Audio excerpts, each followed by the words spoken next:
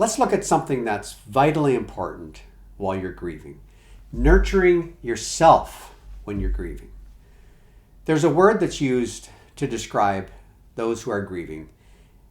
It's the word bereaved. And if you look at that definition of that word, it means to be torn apart or to have special needs. One of the special needs that you have when you're grieving is to have compassion for yourself, self-compassion. I can't emphasize enough how important it is to pay attention to your needs while you're grieving. I learned this myself as I went through my own grieving process. And I realized that I couldn't make it all about others. I needed to spend time on myself and pay attention to my own needs. Self-care is at the very center of the healing journey that we're on when we're looking to grieve thoroughly and to heal well and to learn to move through and move with our grief in our lives. And we want to talk about the 5 realms that sort of help give us some language to what does it look like to practice self-care and to show compassion to ourselves while we're grieving. The 5 realms we're going to look at are the physical realm, the emotional realm, the cognitive, the social, and the spiritual. So let's jump in. I want to look at describing what that realm sort of looks like, what are some of the characteristics of that. And you have the article that you can actually read through for more of the detail that Alan Wolfeld provides. But I just want to walk you through and give you just a basic overview of these 5 realms, what they are exactly, and then how do you actually care for yourself in that realm. So let's start with the physical realm. So we're talking here about all the things that are going on in your body when you're grieving. In week 2, we talked about all the physical reactions. So you can go back and look at some of those. That's what we're talking about. For example, there's sleep pattern changes. Either you sleep all the time or you can't sleep. There's pain that shows up in all these different parts of your body. There's sometimes stomach ailments and other kind of physical symptoms in your body of illness, nauseousness, and all kinds of things can happen in the body. There can be weight gain or weight loss, and there's lots of others. What are some ways that we can pay attention and practice self-care as it relates to our body and all the reactions that are going on? One of the ideas to care for yourself in this physical realm is to talk out your grief. And in reality, to talk out your grief actually has an impact positively on your body versus keeping it all in and just keeping it all to yourself. There's real strength in sharing your story actually affecting your body. Eating well, eating healthy, regular meals, sleeping, going to bed, at least trying to go to bed at a consistent time and giving yourself space, uninterrupted time to sleep.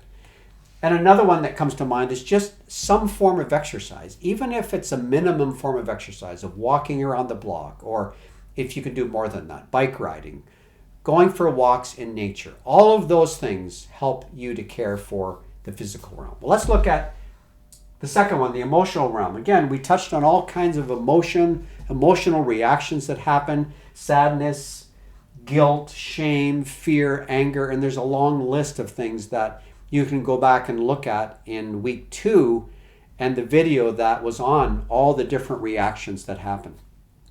What are some ways that we can actually practice self-care in the emotional realm? Here's a few that just rise to the surface as we think about this. And some of these are listed in your notes, and you could add to this list as well. Definitely reaching out to empathetic friends is a very powerful way to care for yourself, and especially finding those people with empathy who will listen to you and allow you to vent and express and validate what you're feeling. Music can be a very powerful way to allow how you're feeling to be expressed and to be felt. It certainly was a big part of my grief journey for sure. There's an exercise or an activity that's described in your notes called a grief map, where you sort of lay out on a piece of paper all the different aspects. It explains it well in there. That's something to experiment with to see if that helps with the getting out and naming these emotions that you're feeling. And finding something you enjoy doing. As hard as it can be to find pleasure, finding things that you enjoy doing can be a real powerful way to care for yourself. Okay, let's look at the cognitive realm.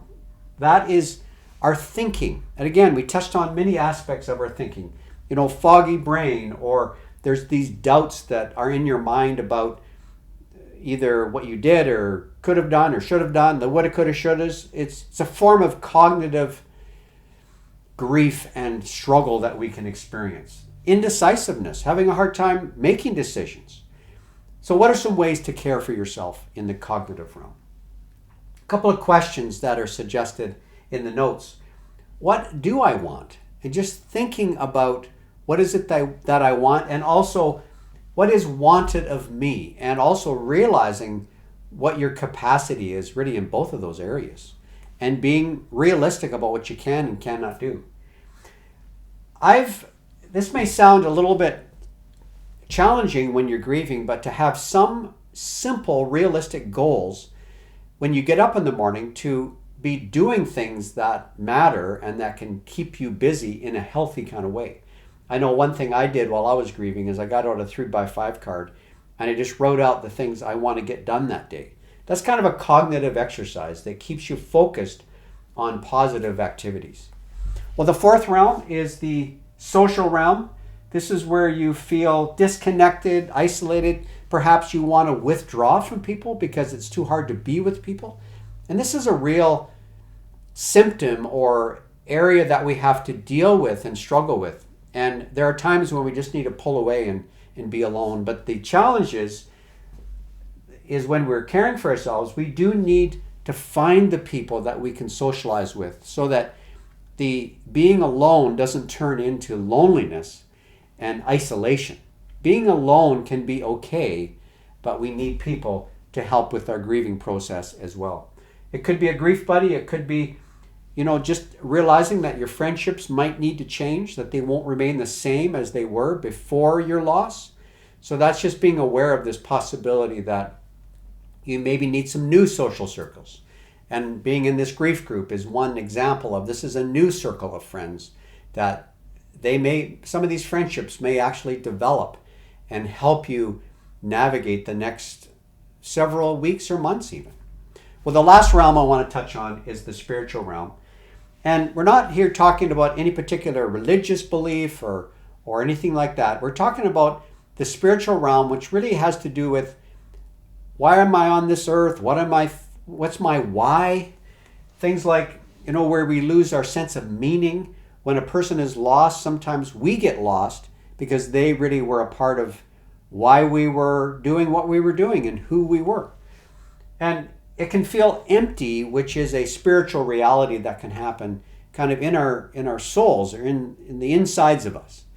And just a couple ideas. Again, I want to stay away from using words that would assume that you have a certain belief system. We want to navigate away from that and just say, regardless of what your belief system is, a few ways to care for yourself is to create a sacred mourning space where you can mourn. It's like what hospice has created in their garden. That can be a sacred mourning space for people that want to go and sit and listen and just kind of reflect. You can practice some form of meditation or reflection as a way to care for yourself, or plant a tree, or somehow connect with nature, which can also be a spiritually enlightening and strengthening experience. So there you have just both some of the realms, these 5 realms, and what those look like, and then some ways to care for yourself while you're grieving. And I hope this has given you some language and given you some ideas. And as you discuss what I've talked about and what you have there in the notes, may you have insight as you practice self-care for yourself.